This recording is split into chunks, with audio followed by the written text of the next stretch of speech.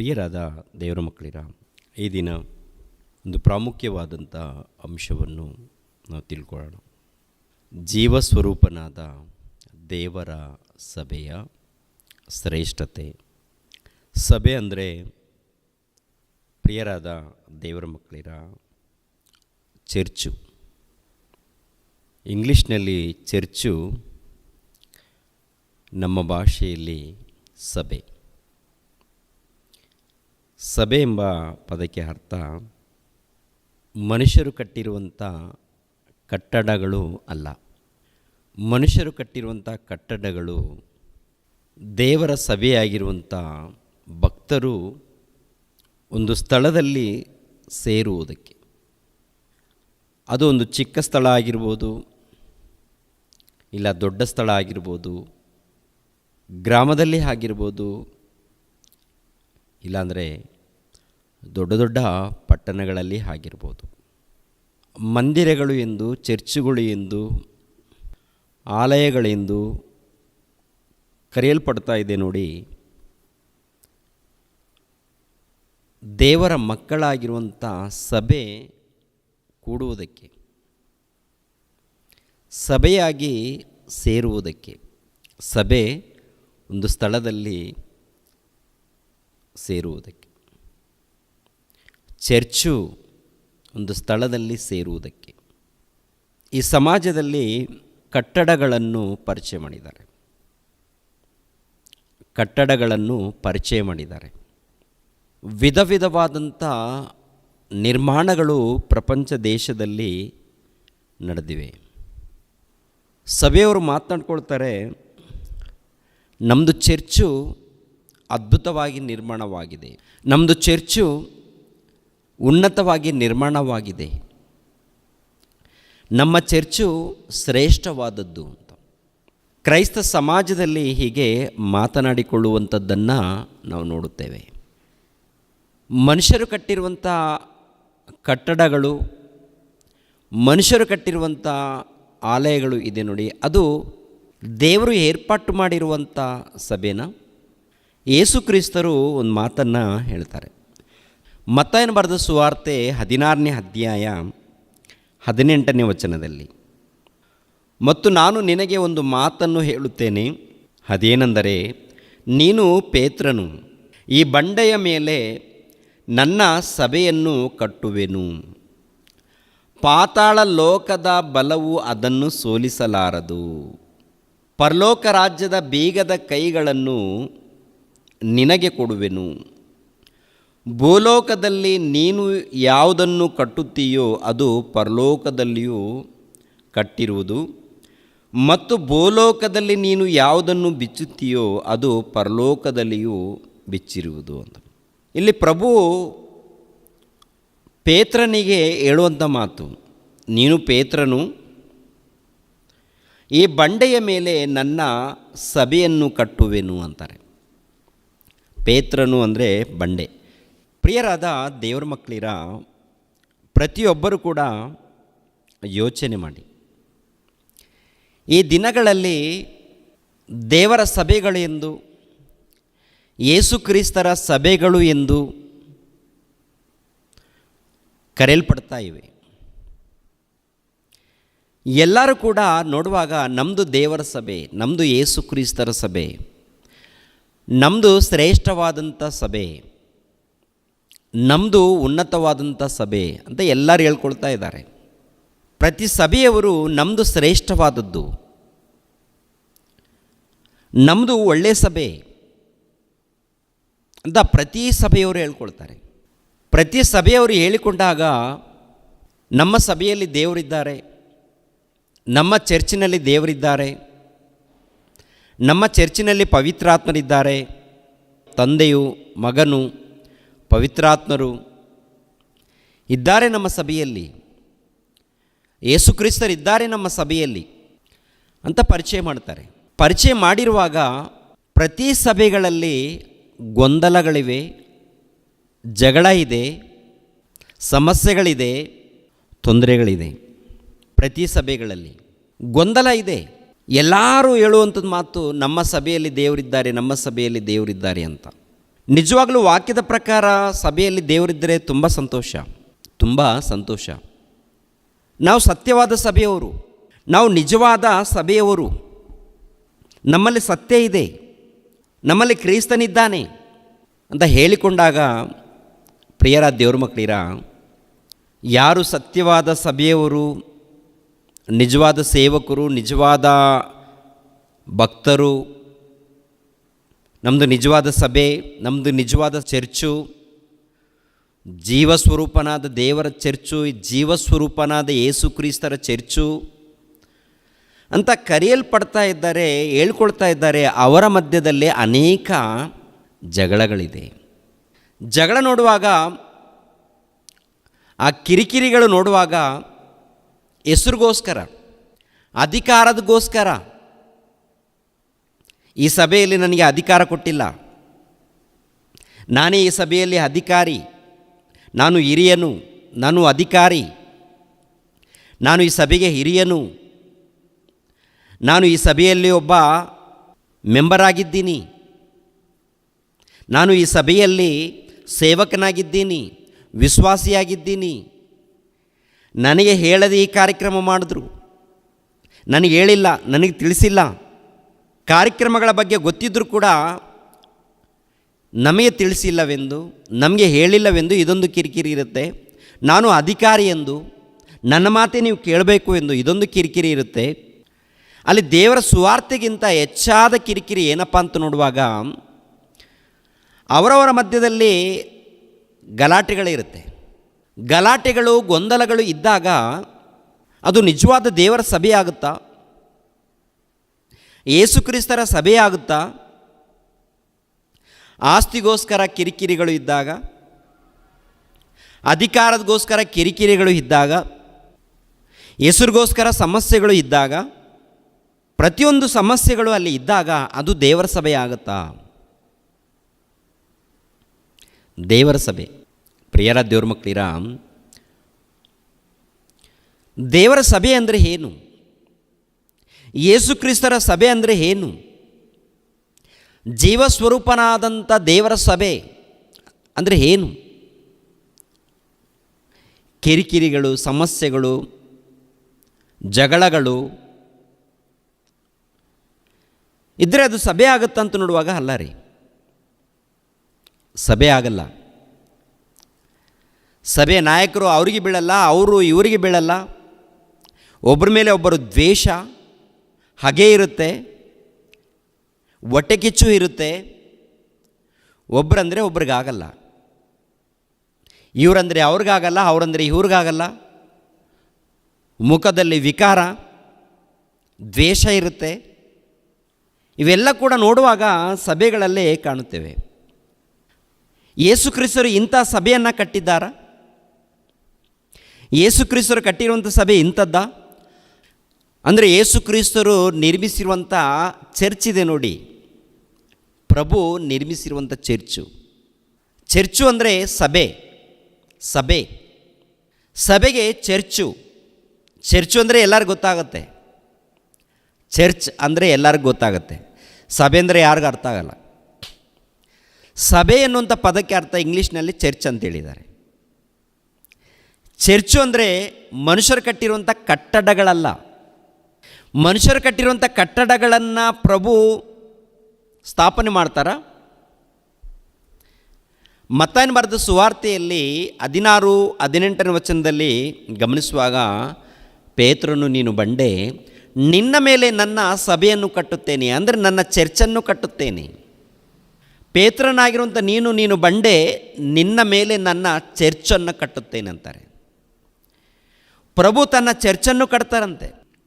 ಪ್ರಭು ತನ್ನ ಚರ್ಚನ್ನು ಕಟ್ತಾರಂತೆ.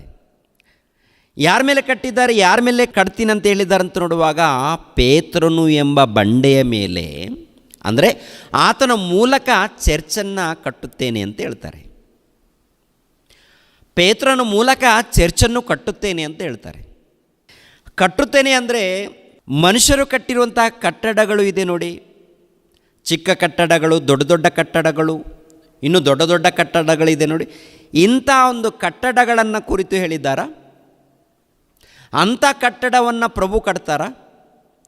ಒಂದು ವೇಳೆ ಅಂಥ ಕಟ್ಟಡ ಅಂದರೆ ಮನುಷ್ಯರು ಕಟ್ಟಿರುವಂಥ ಈ ಕಟ್ಟಡಗಳನ್ನು ಕಟ್ತಾರೆ ಅಂದರೆ ಒಂದು ವೇಳೆ ಅಂದುಕೊಂಡ್ರೆ ಯೇಸು ಕ್ರಿಸ್ತರಿಗಿಂತ ಮುಂಚಿತವಾಗಿ ಸೊಲೊಮೋನ್ ಮಹಾರಾಜನು ಬಂಗಾರದ ಮೂಲಕ ದೇವ್ರಿಗೋಸ್ಕರ ಒಂದು ಮಂದಿರವನ್ನು ಕಟ್ಟಿದರು. ಮಂದಿರವನ್ನು ಬಂಗಾರದ ಮೂಲಕ. ಆ ಮಂದಿರದಲ್ಲಿ ತಂದೆಯಾದ ದೇವರು ಹೇಳಿರುವಂಥ ಮಾತೇನಂತ ನೋಡುವಾಗ, ಆಕಾಶ ಮಹಾ ಆಕಾಶ ಸಹಿತ ಇಡಿಸಲಾರದು ನನಗೆ, ಆಗಿರುವಾಗ ಹೇಗಪ್ಪ ನೀನು ಮಂದಿರ ಕಟ್ತೀಯ? ಅವರು ಕೂಡ ಒಪ್ಪಿಕೊಡ್ತಾರೆ, ಹೌದು ತಂದೆ, ಆಕಾಶ ಮಹಾ ಆಕಾಶ ಸಹಿತ ಇಡಿಸಲಾರದು. ಬಂಗಾರದ ಮೂಲಕ ಕಟ್ಟಿರುವಂಥ ಮಂದಿರವನ್ನೇ ತಂದೆಯಾದ ದೇವರು ಇಷ್ಟಪಡಲಿಲ್ಲ. ಆಗಿರುವಾಗ ಯೇಸು ಕ್ರಿಸ್ತರು ಅದೇ ಮಂದಿರವನ್ನು ಕಟ್ಟೋದಕ್ಕೆ ಬರ್ತಾರಾ? ಅದೇ ಚರ್ಚನ್ನು ಕಟ್ಟೋದಕ್ಕೆ ಬರ್ತಾರಾ? ಅಂಥ ಚರ್ಚ, ಬಿಲ್ಡಿಂಗ, ಕಟ್ಟಡಗಳ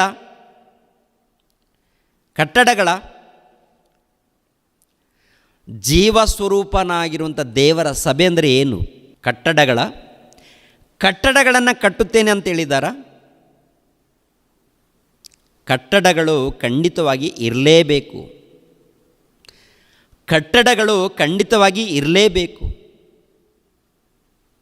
ಚಿಕ್ಕದಾಗಿರ್ಬೋದು, ದೊಡ್ಡದಾಗಿರ್ಬೋದು, ಇಲ್ಲ ಜೋಪಡಿ ಆಗಿರ್ಬೋದು, ಏನಾದರೂ ಪರವಾಗಿಲ್ಲ, ದೇವರ ಮಕ್ಕಳು ಎಂದು, ಸಭೆ ಎಂದು ಕರೆಯಲ್ಪಡ್ತಾ ಇದ್ದಾರೆ ನೋಡಿ. ಅವರು ಒಂದು ಸಭೆಯಾಗಿ ಕೂಡೋದಕ್ಕೆ, ಅಂದರೆ ದೇವರ ಮಕ್ಕಳಾಗಿರುವಂಥ ಎಲ್ಲರೂ ಕೂಡಿ ದೇವರ ಜ್ಞಾನವನ್ನು ಕಲಿಯೋದಕ್ಕೆ ಒಂದು ಸ್ಥಳ ಇರಲೇಬೇಕು ಪ್ರಿಯರೇ. ಆ ಸಭೆಗೆ ನಾವು ಖಂಡಿತವಾಗಿ, ಅಂದರೆ ಒಂದು ಸ್ಥಳಕ್ಕೆ ಏರ್ಪಾಟ್ ಮಾಡಿದ ಮೇಲೆ ಸಭೆಯಾಗಿ ಅಲ್ಲಿ ನಾವು ಕೂಡಲೇಬೇಕು. ನಿಮ್ಮ ಪ್ರಾಂತಗಳಲ್ಲಿ ಖಂಡಿತವಾಗಿ ಕೂಡಬೇಕಲ್ಲಿ. ನಿಮ್ಮ ಪ್ರಾಂತಗಳಲ್ಲಿ ಖಂಡಿತವಾಗಿ ಸಭೆಯಾಗಿ ಸೇರಬೇಕಲ್ಲಿ. ಹಾಗಂತ ಅದೇ ದೇವರ ಚರ್ಚಲ್ಲ. ಮನುಷ್ಯರು ಕಟ್ಟಿರುವಂಥ ಕಟ್ಟಡಗಳು ದೇವರ ಚರ್ಚಲ್ಲ. ಮನುಷ್ಯರು ಕಟ್ಟಿರುವಂಥ ಕಟ್ಟಡಗಳು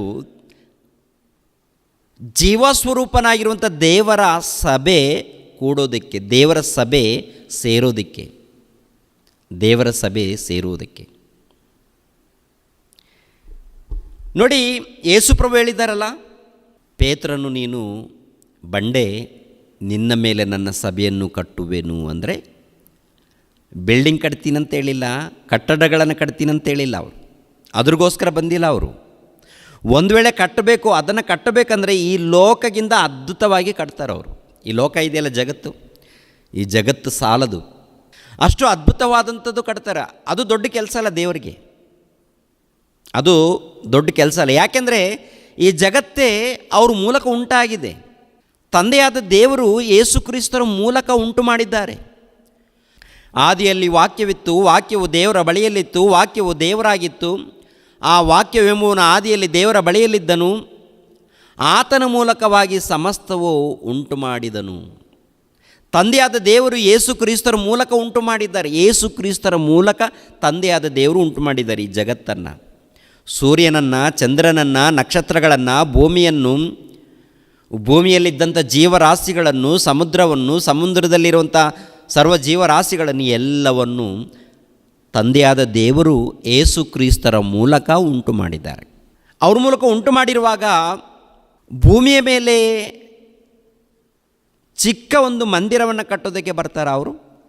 ಬಿಲ್ಡಿಂಗ್ ಕಟ್ಟೋದಕ್ಕೆ ಬರ್ತಾರ ಅವರು? ಬಿಲ್ಡಿಂಗ್ ಬೇಕಾ ದೇವರಿಗೆ? ಕಟ್ಟಡ ಬೇಕಾ ದೇವರಿಗೆ?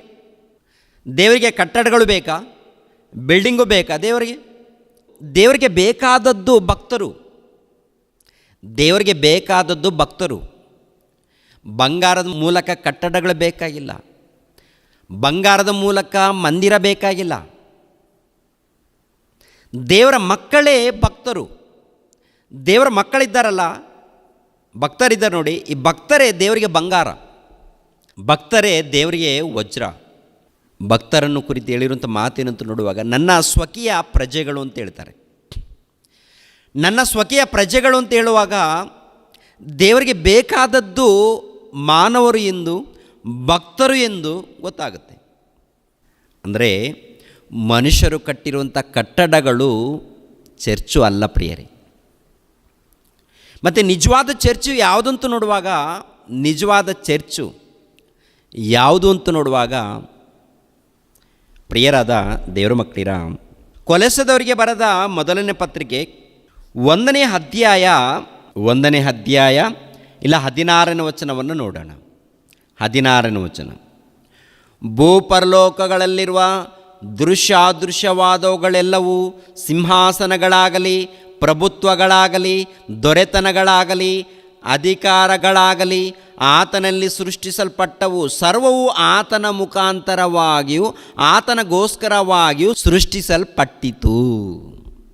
ಸರ್ವವು ಆತನಿಗೋಸ್ಕರ ಸೃಷ್ಟಿಸಲ್ಪಟ್ಟಿತು.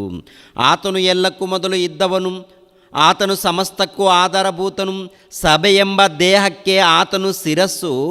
ಆತನು ಆದಿಸಂಭೂತನು, ಎಲ್ಲದರಲ್ಲಿ ಪ್ರಮುಖನಾಗುವಂತೆ.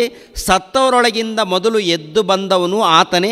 ತಂದೆಯಾದ ದೇವರು ಆತನಲ್ಲಿ ತನ್ನ ಸರ್ವ ಸಂಪೂರ್ಣತೆಯು ವಾಸವಾಗಿರಬೇಕೆಂತಲೂ ಆತನು ಶಿಲುಬೆಯ ಮೇಲೆ ಸುರಿಸಿದ ರಕ್ತದಿಂದ ತಾನು ಸಮಾಧಾನವನ್ನು ಉಂಟುಮಾಡಿ ಭೂಪರಲೋಕಗಳಲ್ಲಿರುವ ಸಮಸ್ತವನ್ನು ಆತನ ಮೂಲಕ ತನಗೆ ಸಂಧಾನಪಡಿಸಿಕೊಳ್ಳಬೇಕೆಂದು ನಿಷ್ಕರ್ಷೆ ಮಾಡಿದನು.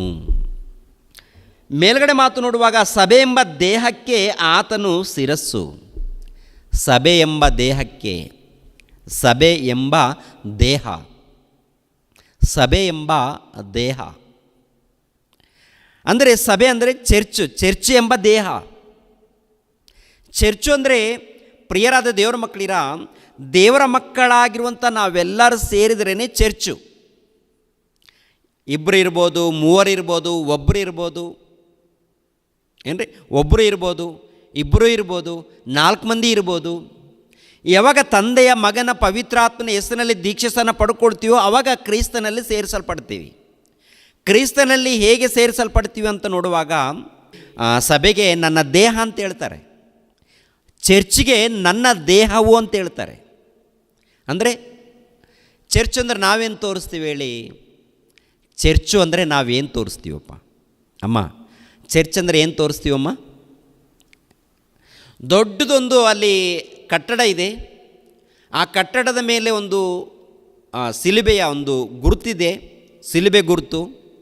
ಮೇಲ್ಗಡೆ ಒಂದು ಗಂಟೆ ಇದೆ,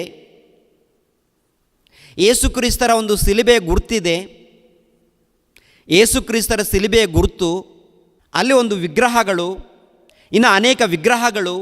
ಅದು ದೇವರಿಗೆ ಚರ್ಚು ಅಂತೇಳಿ ಅದನ್ನು ಪರಿಚಯ ಮಾಡ್ತಾ ಇರ್ತೀವಿ. ಅದು ಯೇಸು ಕ್ರಿಸ್ತನಿಗೆ ದೇಹನಾ? ಅದು ಯೇಸು ಕ್ರಿಸ್ತನಿಗೆ ದೇಹನಾ? ಅದು ಯೇಸು ಕ್ರಿಸ್ತರಿಗೆ ದೇಹ ಯಾವುದು ಅಂತ ನೋಡುವಾಗ ಏನ್ರಿ, ದೇವರ ಮಕ್ಕಳಾಗಿರುವಂಥ ನಾವೆಲ್ಲರೂ ಕ್ರಿಸ್ತನ ದೇಹದಲ್ಲಿ ಸೇರಿಸ್ತಾ ಇದ್ದೀವಿ. ಕ್ರಿಸ್ತನ ದೇಹದಲ್ಲಿ ಸೇರಿಸಲ್ಪಡ್ತಾ ಇದ್ದೀವಿ.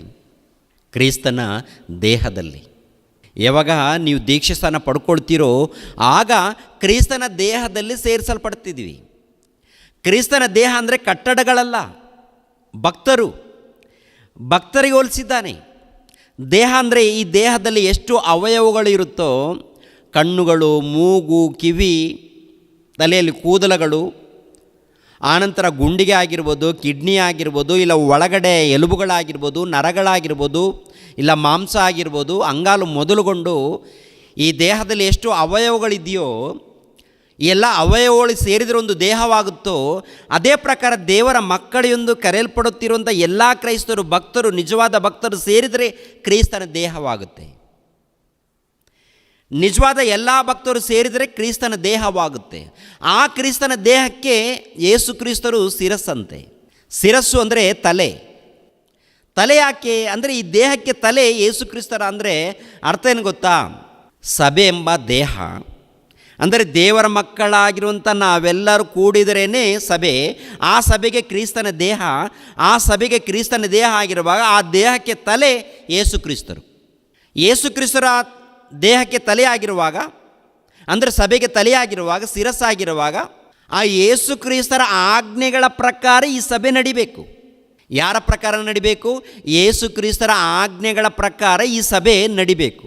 ನಡೆದಿರುವಂಥ ಶ್ರೇಷ್ಠವಾದಂಥ ಸಭೆ ಎಲ್ಲಾದರೂ ಇದೆಯಾ ಅಂತ ನೋಡುವಾಗ ಪ್ರಭು ಹೇಳಿದ್ದಾರಲ್ವ, ಪೇತ್ರನೇ ನೀನು ಬಂಡೆ, ನಿನ್ನ ಮೂಲಕ ನನ್ನ ಸಭೆಯನ್ನು ಕಟ್ಟುತ್ತೇನೆ. ಬಂಡೆಯ ಮೇಲೆ ನನ್ನ ಸಭೆಯನ್ನು ಕಟ್ಟುತ್ತೇನೆ ಅಂದರೆ ನಿನ್ನ ಮೂಲಕ ನನ್ನ ಸಭೆಯನ್ನು ಕಟ್ಟುತ್ತೇನೆ ಅಂತ ಅರ್ಥ. ಪೇತ್ರನ ಮೂಲಕ, ಅಪೋಸ್ತಲರ ಮೂಲಕ ಸಭೆಯನ್ನು ಕಟ್ಟಿದ್ದಾರೆ. ನೋಡಿ, ಒಂದು ಸಾರಿ ಎಫೆಸದವರಿಗೆ ಬರೆದ ಪತ್ರಿಕೆ 2ನೇ ಅಧ್ಯಾಯ 18ನೇ ವಚನವನ್ನು ನೋಡಿ. ಎಫೆಸದವರಿಗೆ ಬರೆದ ಪತ್ರಿಕೆ 2ನೇ ಅಧ್ಯಾಯ 18ನೇ ವಚನ. ಆತನ ಮೂಲಕ ನಾವು ನೀವು ಒಬ್ಬ ಆತ್ಮನನ್ನೇ ಹೊಂದಿದವರಾಗಿ ತಂದೆಯ ಬಳಿಗೆ ಪ್ರವೇಶಿಸುವುದಕ್ಕೆ ಮಾರ್ಗವಾಯಿತು. ಅಂದರೆ ನಾವು ನೀವು ಅಂದರೆ ಯೆಹೂದ್ಯರಾಗಿರ್ಬೋದು, ಅನ್ಯರಾಗಿರ್ಬೋದು. ಯೆಹೂದ್ಯರು ಯೇಸು ಕ್ರಿಸ್ತನ ನಂಬಿಕೊಂಡಾಗ, ಅನ್ಯರು ಯೇಸು ಕ್ರಿಸ್ತನ ನಂಬಿಕೊಂಡಾಗ ಅವರೆಲ್ಲರೂ ಕೂಡ ತಂದೆಯಾದ ದೇವರ ಬಳಿಗೆ ಸೇರುವುದಕ್ಕೆ ಒಂದು ಮಾರ್ಗವಾಗಿದೆ ಅಂತೆ. ಅದು ಯೇಸು ಕ್ರಿಸ್ತರ ಮಾರ್ಗವು. ಯೇಸು ಕ್ರಿಸ್ತರ ಮಾರ್ಗವು. ಆ ಮಾರ್ಗ ಯಾವುದಂತ ನೋಡುವಾಗ ಜೀವಸ್ವರೂಪನಾಗಿರುವಂಥ ದೇವರ ಸಭೆ, ಯೇಸು ಕ್ರಿಸ್ತನ ಸಭೆ, ನಿಜವಾದ ಸಭೆ. ನಿಜವಾದ ಸಭೆಯಲ್ಲಿ ಇರುವಂಥ ಗುಣಗಳು, ಕ್ರಿಯೆಗಳು, ಕಾರ್ಯಕ್ರಮಗಳು ಹೇಗಿರುತ್ತೆ? ನಿಜವಾದ ದೇವರ ಸಭೆಯಲ್ಲಿ, ಜೀವಸ್ವರೂಪನಾಗಿರುವಂಥ ದೇವರ ಸಭೆಯಲ್ಲಿ ಕಾರ್ಯಕ್ರಮಗಳು ಹೇಗಿರುತ್ತೆ, ಕ್ರಿಯೆಗಳು ಹೇಗಿರುತ್ತೆ? ಆ ಕ್ರಿಯೆಗಳು ನೋಡಬೇಕು. ಸಭೆಗೆ ಬಂದ ಮೇಲೆ ಮನೆಯಲ್ಲಿ ಗಲಾಟೆ ಇಟ್ಕೊಂಡ್ರೆ ಅದು ಸಭೆ ಆಗಲ್ಲ. ಬೋಧಕನೇನೋ ವಾಕ್ಯವನ್ನು ಹೇಳೋದಕ್ಕೆ ಸ್ಟಡಿಯಾಗಿ ಬಂದು ಬೋಧನೆ ಮಾಡಿ ಮತ್ತೆ ಮನೆಯಲ್ಲಿ ಹೋಗಿ ಇಷ್ಟ ಬಂದಾಗೆ ನಡೀತಾನೆ, ಇಷ್ಟ ಬಂದಾಗೆ ಕುಡಿತಾನೆ, ಇಷ್ಟ ಬಂದಾಗೆ ನಡೀತಾನೆ. ಆನಂತರ ಹೊರಗಡೆ ಹೋಗಿ ಅಲ್ಲಿ ಇಲ್ಲಿ ಅನೇಕ ತಪ್ಪುಗಳು ಮಾಡಿಕೊಂಡು ಬಂದರೆ ಅವನು ಸೇವಕನಾಗಲ್ಲ, ಅದು ಸಭೆನೂ ಆಗಲ್ಲ. ಅದು ಸುಳ್ಳು ಸಭೆ ಆಗುತ್ತೆ. ದೇವರ ಹೆಸರಿನಲ್ಲಿ ಸುಳ್ಳು ಸಭೆ ಆಗುತ್ತೆ. ದೇವರ ಹೆಸರಿಟ್ಕೊಂಡಿದ್ದಾರೆ, ಆದರೆ ಸುಳ್ಳು. ಯಾಕೆಂದರೆ ಸಭೆಯಲ್ಲಿ ಏನು ಮಾತನಾಡಿದ್ದಾರೋ ಅದೇ ಪ್ರಕಾರ ಜೀವಿತದಲ್ಲಿ ಕೂಡ ನಡಿಬೇಕು. ಸಭೆಯಲ್ಲಿ ಬೋಧನೆ ಮಾತ್ರವಲ್ಲ, ಸಭೆಯಲ್ಲಿ ಬೋಧನೆ ಮಾಡೋದು ಮಾತ್ರವಲ್ಲ, ಸಭೆಯಲ್ಲಿ ಬೋಧನೆ ಮಾಡಿದ ಮೇಲೆ ಅವರ ಜೀವನದಲ್ಲಿ ಹಾಗೇನೇ ನಡಿಬೇಕು. ಭಕ್ತಿಯಿಂದ ಇರಬೇಕು, ನಂಬಿಕೆಯಿಂದ ಜೀವಿಸಬೇಕು, ಇನ್ನೊಬ್ಬರನ್ನ ಪ್ರೀತಿಸಬೇಕು. ದೇವರು ಏನೇನು ಹೇಳಿದ್ದಾರೋ ಅದನ್ನು ಖಂಡಿತವಾಗಿ ಮಾಡಲೇಬೇಕು, ಖಂಡಿತವಾಗಿ ಮಾಡಲೇಬೇಕು. ಪ್ರಿಯರ ದೇವರ ಮಕ್ಕಳಿರ, ಎಫೆಸದವರಿಗೆ ಬರೆದ ಪತ್ರಿಕೆ 2ನೇ ಅಧ್ಯಾಯ 18ನೇ ವಚನ. ಆತನ ಮೂಲಕ ನಾವು ನೀವು ಒಬ್ಬ ಆತ್ಮನನ್ನೇ ಹೊಂದಿದವರಾಗಿ ತಂದೆಯ ಬಳಿಗೆ ಪ್ರವೇಶಿಸುವುದಕ್ಕೆ ಮಾರ್ಗವಾಯಿತು. ಹೀಗಿರಲಾಗಿ ನೀವು ಇನ್ನು ಮೇಲೆ ಪರದೇಶದವರು, ಅನ್ಯರು ಆಗಿರದೆ ದೇವಜನರೊಂದಿಗೆ ಒಂದೇ ಸಂಸ್ಥಾನದವರು, ದೇವರ ಮನೆಯವರು ಆಗಿದ್ದೀರಿ. ಅಪೋಸ್ತಲರು, ಪ್ರವಾದಿಗಳು ಎಂಬ ಅಸ್ತಿವಾರದ ಮೇಲೆ ನೀವು ಮಂದಿರದೋಪಾದಿಯಲ್ಲಿ ಕಟ್ಟಲ್ಪಡ್ತಾ ಇದ್ದೀರಿ. ಯೇಸು ಕ್ರಿಸ್ತನೇ ಮುಖ್ಯವಾದ ಮೂಲೆಗಲ್ಲು. ಆತನಲ್ಲಿ ಕಟ್ಟಡದ ಎಲ್ಲ ಭಾಗಗಳು ಒಂದಕ್ಕೊಂದು ಹೊಂದಿಕೆಯಾಗಿ ಕಟ್ಟಡವು ವೃದ್ಧಿಯಾಗುತ್ತಾ ಕರ್ತನಲ್ಲಿ ಪರಿಶುದ್ಧ ದೇವಾಲಯವಾಗುತ್ತದೆ. ಆತನಲ್ಲಿ ನೀವು ಸಹ ಪವಿತ್ರಾತ್ಮನ ಮೂಲಕವಾಗಿ ದೇವರಿಗೆ ನಿವಾಸ ಸ್ಥಾನವಾಗುವುದಕ್ಕಾಗಿ ನಮ್ಮ ಸಂಗಡ ಕಟ್ಟಲ್ಪಡ್ತಾ ಇದ್ದೀರಿ.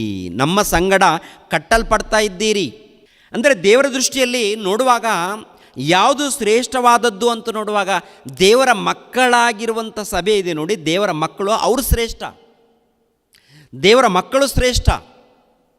ದೇವರ ದೃಷ್ಟಿಯಲ್ಲಿ ದೇವರಿಗೆ ಬೇಕಾದದ್ದು ದೇವರ ಮಕ್ಕಳು, ದೇವರ ಮಕ್ಕಳು. ಆದರೆ ಈ ಸಮಾಜದಲ್ಲಿ ದೇವರ ಮಕ್ಕಳಿಗಿಂತ ಅಂದರೆ ಸಭೆ ಅಂದರೆ ದೇವರ ಮಕ್ಕಳು, ಸಭೆ ಅಂದರೆ ದೇವರ ಮಕ್ಕಳು, ಚರ್ಚು ಅಂದರೆ ದೇವರ ಮಕ್ಕಳು. ಇವಾಗ ಸಮಾಜದಲ್ಲಿ, ಕ್ರೈಸ್ತ ಸಮಾಜದಲ್ಲಿ ಯಾವುದಕ್ಕೆ ಉನ್ನತ ಸ್ಥಾನ ಕೊಟ್ಟಿದ್ದಾರೆ? ಕ್ರೈಸ್ತ ಸಮಾಜದಲ್ಲಿ ಯಾವುದಕ್ಕೆ ಉನ್ನತ ಸ್ಥಾನ ಕೊಟ್ಟಿದ್ದಾರೆ? ಕಟ್ಟಡಗಳಿಗೆ ಉನ್ನತ ಸ್ಥಾನ ಕೊಟ್ಟಿದ್ದಾರಾ? ಕಟ್ಟಡಗಳಿಗೆ ಉನ್ನತ ಸ್ಥಾನ ಕೊಟ್ಟಿದ್ದಾರಾ?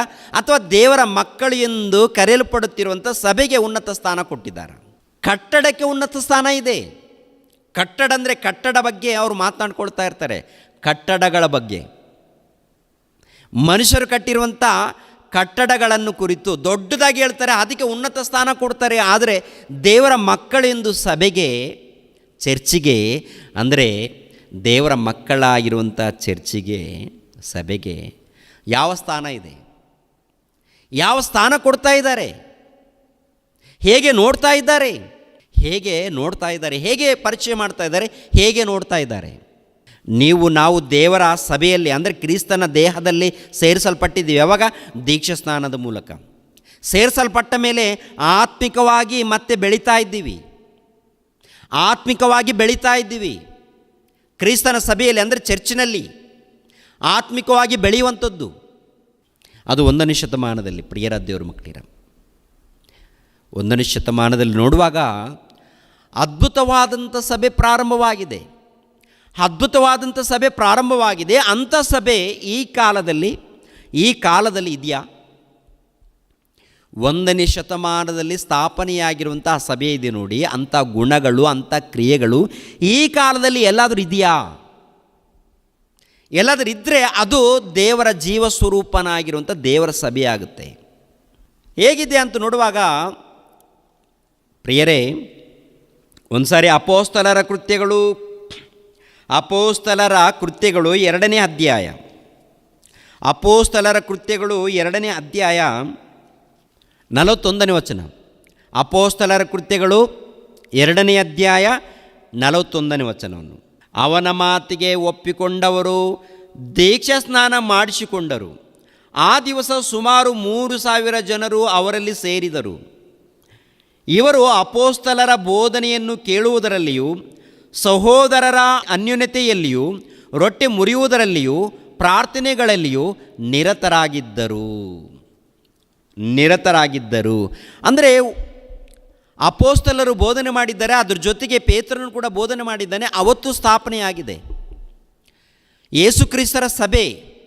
ಯೇಸುಕ್ರಿಸ್ತರು ಹೇಳ್ತಾರಲ್ಲ, ಪೇತ್ರನು ನೀನು ಬಂಡೆ, ನಿನ್ನ ಮೂಲಕ ನನ್ನ ಸಭೆಯನ್ನು ಸ್ಥಾಪಿಸುತ್ತೇನೆ, ಕಟ್ಟುತ್ತೇನೆ ಅಂತ ಹೇಳ್ತಾರಲ್ಲ. ಪೇತ್ರನು ಪ್ರಸಂಗ ಮಾಡಿದ ಮೇಲೆ ಸುಮಾರು 3,000 ಮಂದಿ ದೀಕ್ಷಾಸ್ನಾನ ಪಡ್ಕೊಳ್ತಾರೆ. 3,000 ಮಂದಿ. ಅವತ್ತು ಸಭೆ ಪ್ರಾರಂಭವಾಗುತ್ತೆ, ಚರ್ಚು ಪ್ರಾರಂಭವಾಗುತ್ತೆ. ಚರ್ಚು ಅಂದರೆ ಮಕ್ಕಳು, ದೇವರ ಮಕ್ಕಳು. ಚರ್ಚು ಅಂದರೆ ದೇವರ ಮಕ್ಕಳು.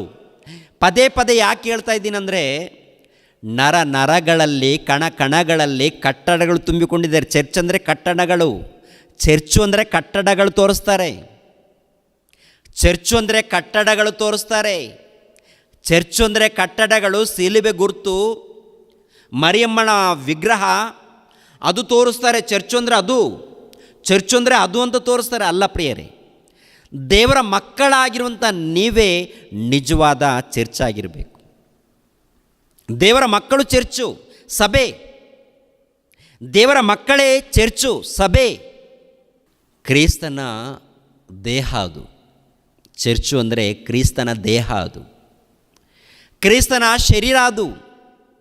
ಆ ಕ್ರಿಸ್ತನ ಶರೀರದಲ್ಲಿ 1ನೇ ಶತಮಾನ ಅಪೋಸ್ತಲರು ಬೋಧನೆ ಮಾಡಿದಾಗ ಸುಮಾರು ಒಂದೇ ದಿನದಲ್ಲಿ 3,000 ಮಂದಿ ಅದರಲ್ಲಿ ಸೇರಿಸಲ್ಪಟ್ಟಿದ್ದಾರೆ. ಅಂದರೆ ಕ್ರಿಸ್ತನ ದೇಹದಲ್ಲಿ ಸೇರಿಸಲ್ಪಟ್ಟಿದ್ದಾರೆ. ಅಂದರೆ ದೀಕ್ಷಾ ಸ್ನಾನದ ಮೂಲಕ. ದೀಕ್ಷಾ ಸ್ನಾನ ಪಡ್ಕೊಂಡಿಲ್ಲ ಅಂದರೆ ಕ್ರಿಸ್ತನ ದೇಹದಲ್ಲಿ ಇನ್ನೂ ಸೇರಿಸಲ್ಪಟ್ಟಿಲ್ಲ. ಕ್ರಿಸ್ತನ ದೇಹದಲ್ಲಿ ಸೇರಿಸಲ್ಪಡದೆ ಹೋದರೆ, ಒಂದು ವೇಳೆ ಹೊರಗಡೆ ಇದ್ದು ಸತ್ತೋದ್ರೆ ಅವನಿಗೆ ಬೆಂಕಿ ಕೊಂಡನೇ ಗತಿ. ಅವನಿಗೆ ಬೆಂಕಿ ಕೊಂಡನೇ ಗತಿ, ನರಕಾಗ್ನಿ ಅವನಿಗೆ. ಅಂದರೆ ಸಭೆ ಎಂಬ ಕ್ರಿಸ್ತನ ದೇಹದಲ್ಲಿ ಸೇರಿಸಲ್ಪಡಬೇಕು. ಯಾವಾಗ ಸೇರಿಸಲ್ಪಡ್ತೀವಿ ಅಂತ ನೋಡುವಾಗ, ಯಾವಾಗ ದೀಕ್ಷಾಸ್ನಾನ ಪಡ್ಕೊಳ್ತೀವೋ ಆವಾಗ ಕ್ರಿಸ್ತನ ಸಭೆಯಲ್ಲಿ ಸೇರಿಸಲ್ಪಡ್ತೀವಿ. ಕ್ರಿಸ್ತನ ಸಭೆಯಲ್ಲಿ ಸೇರಿಸಲ್ಪಟ್ಟ ಮೇಲೆ ಪ್ರಾಣ ಇರೋ ತನಕ ಆ ಸಭೆಯಲ್ಲಿ ಭಕ್ತಿಯಿಂದ ನಡ್ಕೊಳ್ಬೇಕು. ಈ ಪ್ರಪಂಚ ದೇಶದಲ್ಲಿ ಎಲ್ಲ ಕಡೆ ಇದು ಸಭೆ, ಇದು ದೇವರ ಸಭೆ, ಇದು ದೇವರ ಸಭೆ, ಇದು ದೇವರ ಸಭೆ ಅಂತ ಕರೆಯಲ್ಪಡ್ತಾ ಇದೆ. ಆದರೆ ನಿಜವಾದ ದೇವರ ಸಭೆ ಯಾವುದು? ನಿಜವಾದ ಯೇಸುಕ್ರಿಸ್ತರ ಸಭೆ ಯಾವುದು? ಅದು ಹೇಗಿರುತ್ತೆ? ಅದು ಎಲ್ಲಿರುತ್ತೆ? ಎಲ್ಲಿ ಇದೆ ಅದು? ಆ ಸಭೆಯಲ್ಲಿ ಸೇರಿಸಲ್ಪಡಬೇಕಾದ್ರೆ ಏನು ಮಾಡಬೇಕು ನಾವು? ಇದು ದೊಡ್ಡ ಸಭೆ, ಇದು ದೊಡ್ಡ ಸಭೆ. ಮದುವೆಗಳನ್ನು ಮಾಡ್ತಾರೆ, ಸತ್ತೋದರೆ ಸಮಾಧಿಗಳನ್ನು ಮಾಡ್ತಾರೆ, ಆನಂತರ ಬರ್ತ್ಡೇ ಕಾರ್ಯಕ್ರಮಗಳನ್ನು ನಡೆಸ್ತಾರೆ. ಯಾಕೆಂದರೆ ಇದು ದೊಡ್ಡ ಚರ್ಚ್, ಇದು ಅದಕ್ಕೆ ಇದೆಲ್ಲ ಇರುತ್ತೆ, ಅದಕ್ಕೆ ಇದರಲ್ಲಿ ಸೇರಿಸಲ್ಪಡ್ತಾ ಇದ್ದೀವಿ, ನಾವು ಇದಕ್ಕೆ ಹೋಗ್ತಾ ಇದ್ದೀವಿ ಅಂತೇಳಿ ಅಂದ್ಕೊಂಡಿದ್ದೀರಾ? ತಪ್ಪಿಲ್ಲ, ಹೋಗ್ಬೋದು. ಆದರೆ ಅಲ್ಲಿ ಜೀವಸ್ವರೂಪನಾದ ದೇವರ ಸಭೆ ಇದೆಯಾ? ಜೀವಸ್ವರೂಪನಾಗಿರುವಂಥ ದೇವರ ಸಭೆನಾ? ಕಟ್ಟಡ ಇರ್ಬೋದು, ಸಮಾಧಿ ಕಾರ್ಯಕ್ರಮಗಳು ನಡೆಸೋದಕ್ಕೆ ಅಧಿಕಾರ ಇರ್ಬೋದು, ಮದುವೆ ಕಾರ್ಯಕ್ರಮಗಳನ್ನು ನಡೆಸೋದಕ್ಕೆ ಅಧಿಕಾರ ಇರ್ಬೋದು, ಇಲ್ಲದೆ ಇರ್ಬೋದು. ಆದರೆ ನಾವು ನಿಜವಾದ ದೇವರ ಸಭೆಯಲ್ಲಿ, ಅಂದರೆ ಕ್ರಿಸ್ತನ ದೇಹದಲ್ಲಿ ಸೇರಿಸಲ್ಪಡಬೇಕು. ಇವರು ಸೇರಿಸಲ್ಪಟ್ಟಿದ್ದಾರೆ. ಅಪೋಸ್ತಲರು ಕ್ರಿಸ್ತನ ಸಭೆಯಲ್ಲಿ ಸೇರಿಸಲ್ಪಟ್ಟಿದ್ದಾರೆ. ಅಪೋಸ್ತಲರ ಮೂಲಕ ಅನೇಕರು ಸೇರಿಸಲ್ಪಟ್ಟಿದ್ದಾರೆ ಕ್ರಿಸ್ತನ ದೇಹವೆಂಬ ಚರ್ಚಿನಲ್ಲಿ. ಕ್ರಿಸ್ತನ ದೇಹವೆಂಬ ಚರ್ಚಿನಲ್ಲಿ ಅನೇಕರು ಸೇರಿಸಲ್ಪಟ್ಟಿದ್ದಾರೆ. ಒಂದೇ ದಿನದಲ್ಲಿ 3,000 ಮಂದಿ ಸೇರಿಸಲ್ಪಟ್ಟಿದ್ದಾರೆ. ಕ್ರಿಸ್ತನ ದೇಹವೆಂಬ ಚರ್ಚಿನಲ್ಲಿ, ಕ್ರಿಸ್ತನ ದೇಹವೆಂಬ ಆಲಯದಲ್ಲಿ, ಕ್ರಿಸ್ತನ ದೇಹವೆಂಬ ಮಂದಿರದಲ್ಲಿ, ಕ್ರಿಸ್ತನ ದೇಹವೆಂಬ ಸಭೆಯಲ್ಲಿ ಸೇರಿಸಲ್ಪಟ್ಟಂಥ ಅವರು ಏನು ಮಾಡಿದ್ದಾರಂತ ನೋಡುವಾಗ 42ನೇ ವಚನ. ಇವರು ಅಪೊಸ್ತಲರ ಬೋಧನೆಯನ್ನು ಕೇಳುವುದರಲ್ಲಿಯೂ ಸಹೋದರರ ಅನ್ಯೋನ್ಯತೆಯಲ್ಲಿಯೂ ರೊಟ್ಟಿ ಮುರಿಯುವುದರಲ್ಲಿಯೂ ಪ್ರಾರ್ಥನೆಗಳಲ್ಲಿಯೂ ನಿರತರಾಗಿದ್ದರು.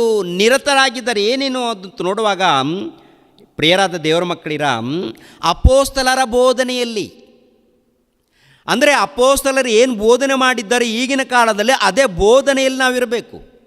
ಅಪೊಸ್ತಲರು ಬೋಧನೆ ಮಾಡಿರುವಂಥದ್ದು ಗ್ರಂಥದಲ್ಲಿ ಬರೆಯಲ್ಪಟ್ಟಿದೆ. ಅಪೊಸ್ತಲರು ಪವಿತ್ರಾತ್ಮನ ಪ್ರೇರಣೆಯಿಂದ ಅವರು ಬೋಧನೆ ಮಾಡಿದ್ದಾರೆ. ಅವರು ಬೋಧನೆ ಮಾಡಿರುವಂಥದ್ದು ಬೈಬಲ್ ಗ್ರಂಥದಲ್ಲಿ ಬರೆಯಲ್ಪಟ್ಟಿದೆ.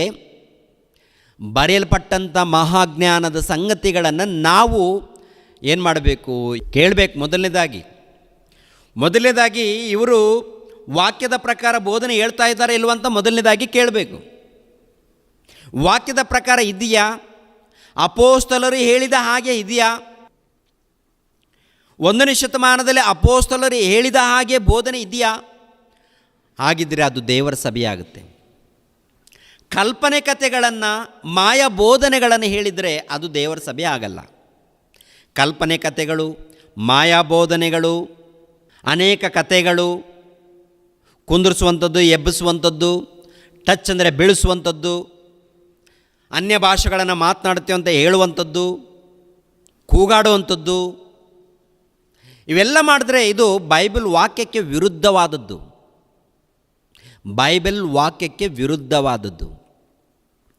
ಅಪೊಸ್ತಲರು ಬೋಧನೆ ಮಾಡಿದಾಗ ಅಷ್ಟು ಮಂದಿ ಸೇರಿದ್ದಾರೆ. ಸೇರಿದ ಮೇಲೆ ನೋಡಿ ಪ್ರಿಯರಾದ ದೇವರ ಮಕ್ಕಳಿರ, ಸೇರಿದ ಮೇಲೆ ಅಪೊಸ್ತಲರ ಬೋಧನೆಯನ್ನು ಕೇಳುವುದರಲ್ಲಿಯೂ ಸಹೋದರರ ಅನ್ಯೋನ್ಯತೆಯಲ್ಲಿಯೂ ರೊಟ್ಟಿ ಮುರಿಯುವುದರಲ್ಲಿಯೂ ಪ್ರಾರ್ಥನೆಗಳಲ್ಲಿಯೂ ನಿರತರಾಗಿದ್ದರು. ಬೋಧನೆ ಕೇಳುವುದರಲ್ಲಿ ಇದ್ದಾರೆ, ಬೋಧನೆಯನ್ನು ಕೇಳುವುದರಲ್ಲಿದ್ದಾರೆ, ಅನ್ಯೋನ್ಯತೆಯಲ್ಲಿ ಇದ್ದಾರೆ, ರೊಟ್ಟಿ ಮುರಿಯುವುದರಲ್ಲಿ ಇದ್ದಾರೆ, ಪ್ರಾರ್ಥನೆಯಲ್ಲಿ. ಏನ್ರಿ, ಆ ಸಭೆಯಲ್ಲಿ ನೋಡುವಾಗ ಒಬ್ಬರಂದರೆ ಒಬ್ಬರಿಗೆ ಆಗಲ್ಲ. ಇಲ್ಲಿ ಇವರಂದರೆ ಅವರಿಗೆ ಹೊಟ್ಟೆ ಕಿಚ್ಚು, ಅವರಂದರೆ ಇವ್ರಿಗೆ ಹೊಟ್ಟೆ ಕಿಚ್ಚು, ಇವರಂದರೆ ಅವ್ರಿಗೆ ಬೈತಾ ಇರ್ತಾರೆ, ಅವರಂದರೆ ಇವ್ರಿಗೆ ಬೈತಾ ಇರ್ತಾರೆ, ಅವರು ಇವ್ರ ಬಗ್ಗೆ ಮಾತಾಡ್ತಾರೆ, ಇವರು ಅವ್ರ ಬಗ್ಗೆ ಮಾತಾಡ್ತಾರೆ. ಅಲ್ಲಿ ಕಿರಿಕಿರಿ, ಇಲ್ಲಿ ಕಿರಿಕಿರಿ, ಎಲ್ಲ ಕೂಡ ಏನ್ರಿ ಒಂದು ರೀತಿಯಲ್ಲಿ ಮುಖವನ್ನು ವಿಕಾರ ಮಾಡಿಕೊಂಡು ಒಂದು ರೀತಿಯಲ್ಲಿ ಇರ್ತಾರೆ ಇವರೆಲ್ಲರೂ ಕೂಡ. ಮತ್ತು ದೇವರ ಸಭೆಯಲ್ಲಿ ಇದ್ದೀವಂತ